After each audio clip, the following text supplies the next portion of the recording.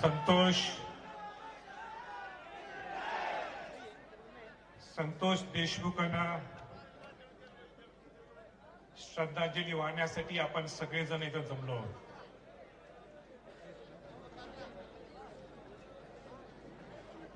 आता लोकशाही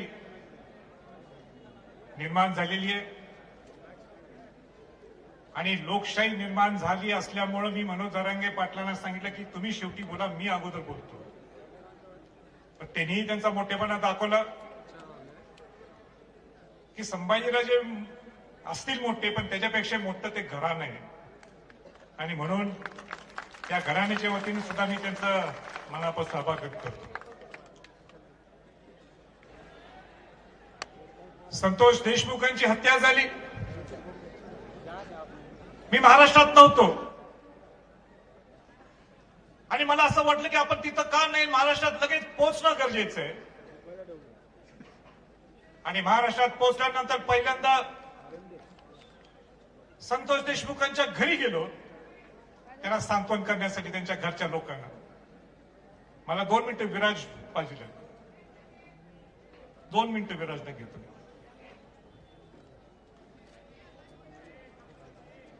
हा विराज संतोष भाऊंचा मुलगा. या विराजकडे तिथं मी बघितलं आणि मला त्यांच्या घरच्या मंडळींनी, त्यांच्या बहुतेक भावांनी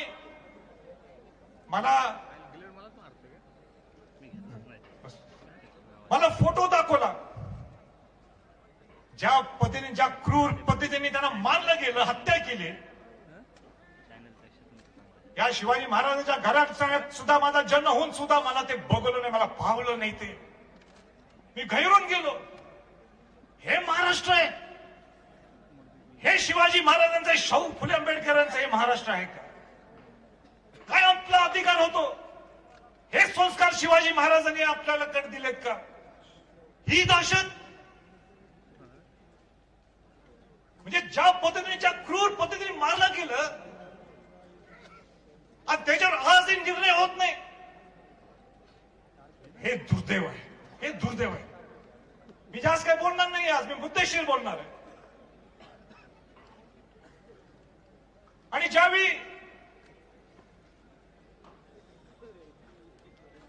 मी त्या घरच्या मंडळींना भेटलो, बोललो, त्यांची चर्चा केली, अनेक लोकांनी आपली मतं व्यक्त केली तिथं.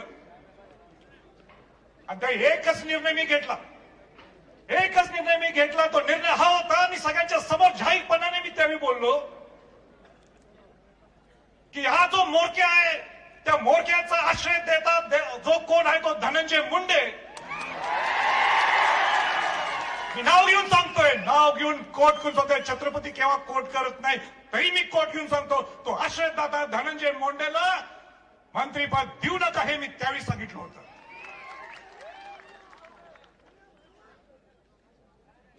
पण मला माहित नाही त्याचा राजीनामा घेतील काय, देतील, त्याला हकालपट्टी करतील. पण बीडच्या सगळ्या जनतेतल्या लोकांना मला हे सांगायचं आज, आणि ते सांगण्यासाठी मी इथं आलोय. आणि ते म्हणजे, जर का त्याला पालकमंत्रीपद दिलं तर हा संभाजी छत्रपती घराणा बीडचं पालकत्व घेणार. आम्हाला दहशत चालत नाही, आम्हाला दहशत चालणार नाही. शिवाजी महाराजांचं, हे शाहू फुले आंबेडकरांचं हे महाराष्ट्र आहे. आणि इथं जर दहशत कोण पसरत असेल तर माझी जबाबदारी, माझं कर्तव्य आहे, मी इथं येणार.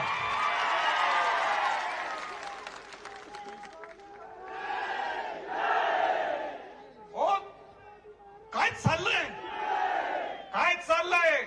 आपल्याला बीड बिहार करायचंय का? बीड बिहार करायचंय? मग आपल्याला इथं सगळ्यांनी रस्त्यावर उतरल्याशिवाय आपल्याला दुसरा पर्याय नाही. हे महाराष्ट्र आहे आपलं, हे आपल्याला हे बिहार नाही आपलं, हे महाराष्ट्र. बीडवर आमचं प्रेम आहे. हो, तिथं 19 दिवस झालेले. किती दिवस झाले? 19 दिवस झाले. आरोपी सापडत नाहीत. ते 3 आरोपी सापडत नाहीत अजून. आणि त्यांचा मोरक्या, मला शब्द हा मी धरून घेतला, हा मोरक्या त्यांचा आहे. कसा मोरक्या आहे तो सगळ्यांनी इथं वक्त्यांनी सांगितलं. तो मोरक्या बिंदासपणाने इंस्टाग्रामवर त्याची पोस्ट होतो, मी दर्शनाला गेलोय. हे कसं चालतंय हो? मला मुख्यमंत्र्यांना विचारायचंय, सरकारला विचारायचंय, हे कसं तुम्ही चालून घेता? तुम्ही स्वतः विधानसभेच्या पटलावर मुख्यमंत्री काय बोलतात? एसआयटी लावणे मानतात, ठीक आहे, त्या एसआयटीवर मी बोलतो, पण हे सुद्धा बोलून दाखवतात त्याच टोन मध्ये, त्याच लाईन मध्ये, की हा मोरक्या खंडणीत दोषी आहे. हे कोण बोललंय? मुख्यमंत्री महोदय त्यांच्या भाषणात बोलतात. मग त्या मोरक्याला अजून अटक का झाली नाही? आपला प्रश्न सर्वांच्या वतीनं सरकारला. हो, त्याच्या पलीकडे जाऊन मला सांगायचंय, इथल्या मोठ्या सभेत पंकजा मुंडे म्हणतात, काय म्हणतात, की हा वाल्मिक कराड, हा धनंजय मुंडेचं पान सुद्धा हलत नाही ह्याच्यामुळं. हे कोण बोलते? मी नाही. कोण बोलते? धनंजय मुंडे बोलतात. आणि धनंजय मुंडे हे सुद्धा म्हणतात, पंकजाताई मुंडे म्हणतात, धनंजय मुंडे काय म्हणतात, माझे आणि त्यांचे जिव्हाळ्याचे संबंध आहेत, माझे त्यांचे घरचे संबंध आहेत, आमचे त्यांचे व्यवहारिक संबंध आहेत. आणि त्याच्या पलीकडे जाऊन मला सांगायचंय की त्याला, या मोरख्याला वटमुक्त्यार पत्र सुद्धा दिलेले आहेत व्यवहार करण्यासाठी. ज्या माणसाला वटमुक्त्यार पत्र दिलं, कोणाला दिलं जातं वटमुक्त्यार पत्र? जो विश्वास त्याला दिलं जातं. मग का आताचा हा मंत्री का जबाबदारी घेत नाही वाल्मिक कराडला अटक करण्यासाठी? त्याला माहित नाहीये कुठे दिवस रात्र एकमेकाशी बोलतात, कुठं काय करायचे, कसे पैशाचे उलाढाल करतात, हे सगळ्यांनी सांगितलं तुम्हाला. पण त्याला माहित नाही. माहित आहे कुठं ठेवलंय? सगळं ठेवलंय, सगळ्यांना कल्पना आहे, पूर्ण महाराष्ट्राला जी कल्पना आहे. पण आता आम्ही कदापि ही दहशत खपवून मुळीच घेणार नाही. मुख्यमंत्री महोदय आणि प्रामुख्याने अजितदादांना सुद्धा सांगायचं, तुमच्या पक्षाचे प्रमुख जे तुम्ही आलाय, तुमचं मोठेपण आहे तर तुम्ही आला, पण अजितदादांना सुद्धा सांगायचं, तुम्ही आयुष्यभर परखटपणाने बोलून दाखवा, मी माझी काम करण्याची पद्धत ही आहे, पण काम करण्याची पद्धत तुमची तशी असेल परखटपणाने. करेक्ट? आता कार्यक्रम करेक्ट करा तुम्ही. आता कार्यक्रम करेक्ट करून दाखवा. तुमच्या जर धमक असेल, तुमच्या जर हिंमत असेल, त्या पहिला या मंत्रीला हकलून काढायला पाहिजे, हा कक्करपणी करायला पाहिजे मंत्रिमंडळातून. हो, कसं सहन करायचं आपण? एक एक क्षण मी तर आल्यानंतर मला दुसरा तो फोटो दिसत होता. काय वार केलेत, किती वार केलेत. हे महाराष्ट्र आहे काय? आमचा अधिकार हो शिवाजी महाराजांचं नाव घ्यायचं? काय अधिकार आहे आम्ही पुरोगामी शाहू फुले आंबेडकरांचं म्हणायचं? सगळ्या समाजातले लोक इथं आलेले, सगळ्या पक्षातले लोक इथं आलेले. अहो, तो बिचारा संतोष देशमुख हा मराठा आहे म्हणून वाचवायला गेलं नाही. तो काय म्हटलं, मी सरपंच आहे, मी 15 वर्ष 3 टर्म मी सरपंच आहे. एका सामान्य घरातला त्याचा जन्म, एक गरीब समाजातला मुलगा, प्रामाणिकपणे एवढंच 3 वर्ष सरपंच पद भूसवणं, 3 टर्म, हे कोणाला चेष्टा नाही. मला नाही वाटत महाराष्ट्रात उदाहरण पाहिजे. तो कोणाला वाचवला जातो? बौद्ध समाजाचा, दलित समाजाचा अशोक सोनवणेला बहुतेक त्या मुलाला वाचवला जातो. आणि म्हणून हा इतिहासात पहिल्यांदा असा मोर्चा घडलाय ज्याच्यात जातीच्या पलीकडं, धर्माच्या पलीकडं, आणि ह्याचा निर्णय या सरकारने देणं गरजेचं आहे. एक चांगली मागणी आहे, आवाज साहेब तुम्ही मी चर्चा करत होतो, ती म्हणजे एसआयटी जी नेमलेली आहे. आणि त्या दिवशीच आम्ही घरी गेलो होतो, त्यांच्या वेळी त्या घरातल्या मंडळी सुद्धा त्यांच्या सगळ्या आजूबाजूच्या सगळ्या त्या गावातल्या ग्रामस्थांनी मला सांगितलं, राजे तुम्ही आवाज हा उठवणं गरजेचं आहे. आणि आम्हाला अधिकारी कोण पाहिजे एसआयटीवर?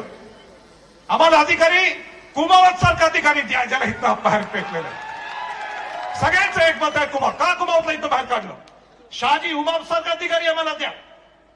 शहाजी उमाप सारखा आम्हाला अधिकारी, आम्हाला पारदर्शकपणाने ह्याचा निर्णय लागायला पाहिजे. पण किती दिवस वाट बघायची आपण सर्वांनी ठरवायचं. सरकारने इथं बघायचं काय आक्रोश आहे. एवढ्या उन्हातानात सुद्धा हजारो लोक इथं भेट, एक माणूस इथं हल्ला नाही. ही आणलेले लोक नाहीत, हे सगळ्या भावना एक आक्रोश दाखवायला सगळे आले. हे बघा उजवीकडे कसे बसले लोकांवरती पत्र्यावर. कोण बसले कोणासाठी? हे संतोष देशमुखांसाठी तर बसले, पण संतोष देशमुखांच्या बरोबर ती माणुसकी जपण्यासाठी हे सगळे जपले. त्या क्रूरपणा हा संपवण्यासाठी इथं बसले.